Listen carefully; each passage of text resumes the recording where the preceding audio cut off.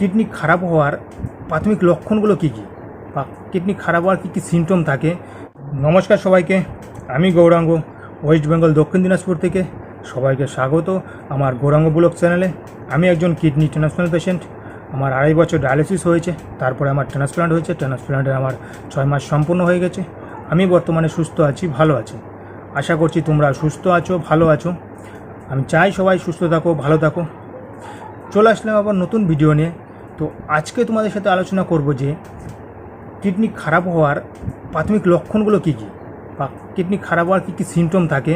তুমি রিপোর্ট করা ছাড়া তুমি কীভাবে বুঝতে পারো তোমার কিডনি খারাপ হচ্ছে কি না, খারাপের দিকে যাচ্ছে কি না, তোমার কিডনিতে কোনো প্রবলেম হয়েছে কি না। তো সেই সব নিয়েই তোমাদের সাথে আজকে আলোচনা করব। কারণ এই কিডনি রোগটা এখন প্রায় ঘরে ঘরে হয়ে গেছে, বললেই চলে। অনেক পেশেন্ট, আমাদের গ্রামেও আরও পেশেন্ট বেড়েছে, আমাদের গ্রামে আরেকটা পেশেন্ট হয়েছে নতুন। এত পেশেন্ট হয়েছে বলার বাইরে। অনেকটা পরে ধরা পড়ে, মেন প্রবলেম হলো এটা, অনেকটা পরে ধরা পড়ে।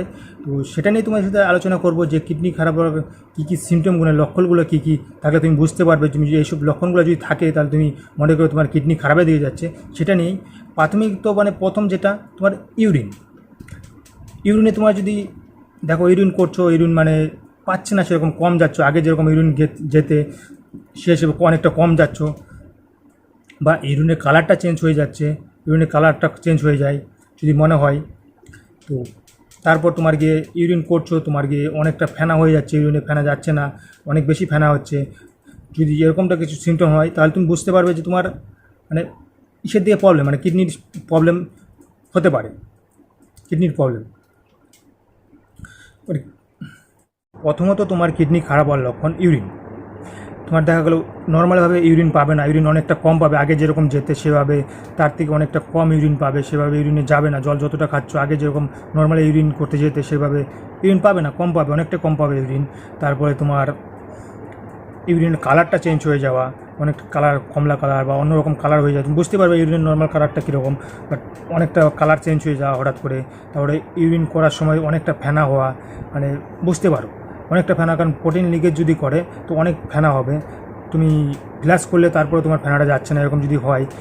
হঠাৎ মঠাৎ হলে ব্যাপার আলাদা। যদি তোমার দেখা গেলো রোজ দিনে তোমার ফেনা হচ্ছে, অনেক ফেনা হচ্ছে, তাহলে তুমি এইসব সিমটম কিন্তু তোমার কিডনি খারাপের লক্ষণ। তারপর তোমার গিয়ে আসি, দেখো দ্বিতীয়ত হাত পা ফুলে যাও। দেখো তোমার যদি ইউরিন ঠিক মতো না হয় তো শরীরের জল ধরে যাবে। শরীরে জল ধরে গেলে শরীরে বাকি জলটা কী যাবে, ইউরিনের সাথে তোমার বেরোচ্ছে না, ইউরিন কম হচ্ছে, তোমার কিডনিতে প্রবলেম আছে তার জন্য। তো শরীরে জল ধরে যাবে। তো শরীরে জল ধরে গেলে তোমার প্রাথমিক তো মুখে আর তোমার গিয়ে পায়ে, এই দুই জায়গায় রস ধরে বা ফুলে যায়। যদি এরকমটা হয় তাহলে এটা কিন্তু কিডনি খারাপের লক্ষণ, একটা সিমটম। এরকমটা যদি কারো পা ফুলে যায়, কারণ দেখো অনেকে কাজ করে অফিসে বা বাসে যাতায়াত করার পর যদি বাড়িতে আসলে দেখলে রোজ দিন তোমার পা ফুলে যাচ্ছে, ধীরে ধীরে তোমার মুখটা ফুলে যাচ্ছে, এরকম লক্ষণ যদি দেখা দেয় এটা কিডনি খারাপ হওয়ার লক্ষণ। তারপরে তো হাতে পায়ে জমে, তার সাথে কিন্তু তোমার বুকেও জল জমে যায়। এটার সাথে সাথে অনেকে বুকেও জল জমে যায়। আর বুকে জল জমে গেলে পরে তোমার রাতে শোয়ার সময় শুলে পরে তোমার শ্বাসকষ্টের প্রবলেম হবে, অনেকটাই প্রবলেম হবে শ্বাসকষ্টের। তুমি নিঃশ্বাস নিতে পারছো না, দম বন্ধ হয়ে যাচ্ছে, অনেকটা কষ্ট হচ্ছে, অক্সিজেন ঠিক মতো পাচ্ছ না, এরকমটা যদি মনে হয় তাহলে এরকম সিমটম শুলে পরেই এরকম হচ্ছে যে শ্বাসকষ্ট, অনেকটা প্রবলেম হচ্ছে, শ্বাস নিতে পারছো না, এরকম যদি প্রবলেম হয় তোমার কিন্তু কিডনি খারাপের লক্ষণ। কারণ বুকে জল জমে গেলে এইসব প্রবলেমগুলো দেখা যায়, শ্বাসকষ্টের প্রবলেমটা বেশিরভাগ দেখা দেয়। তারপর তোমার আসে 4 নাম্বার কি, যে খাবার দাবারে কোনো রুচি হবে না, রুচি থাকবে না তোমার। এত ভালো খাবার তোমার তোমার ফেভারিট খাবার একটা জিনিস, সেটা খাচ্ছ, সেটা খেতে কোনো স্বাদ পাচ্ছ না, তুমি স্বাদ পাবে না, টেস্ট লাগবে না, কোনো ইচ্ছেই করবে না তোমার খেতে। এরকমটা খেলে পরে তোমার একটা বমি বমি ভাব হবে, একটা আসবে। তো সেরকমটা যদি সিমটম হয়, তুমি কোনো কাজ করতে যাচ্ছ, কাজ করার এনার্জি পাচ্ছ না, তুমি ভালো লাগছে না কোনো কিছু, ভালো লাগে না কোনো কিছু, এনার্জি নেই শরীরে, একটা যে এনার্জি থাকবে এনার্জি নেই, সেরকমটা যদি হয় তো এটা কিন্তু একটা লক্ষণ তোমার কিডনি খারাপের।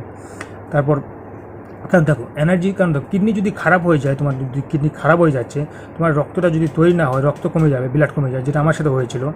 ব্লাডও কমে গেছিলো আমার। তো প্রথমে তো ধরা দিয়েছিলো ব্লাড কমে গেছিলো, বাট তার আগে আমার এই সিমটমগুলো ছিল যে খেতে ইচ্ছে করতো না, ভালো লাগতো না, সেরকম কাজে সেরকম এনার্জি পেতাম না।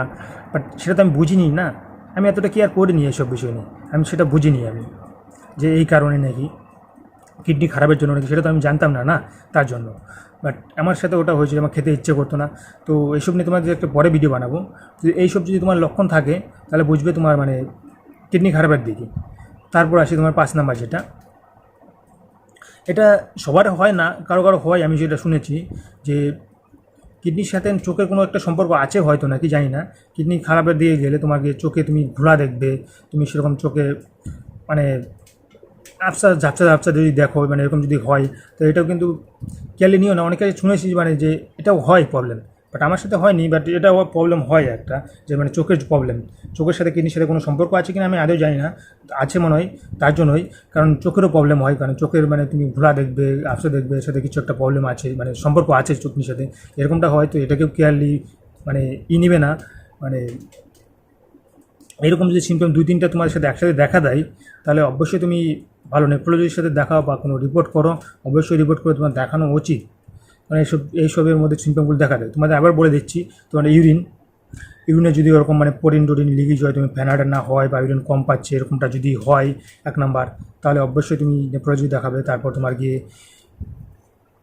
কি মুখে হাত মুখ যদি ফুলে যায়, পা বা হাত যদি ফুলে যায়, দেখা যাচ্ছে রড জমে গেছে, তারপরে রাতে শোয়ার সময় শ্বাসকষ্টের প্রবলেম, শ্বাসকষ্টে তুমি নিঃশ্বাস নিতে পারছো না শোয়ার সময়।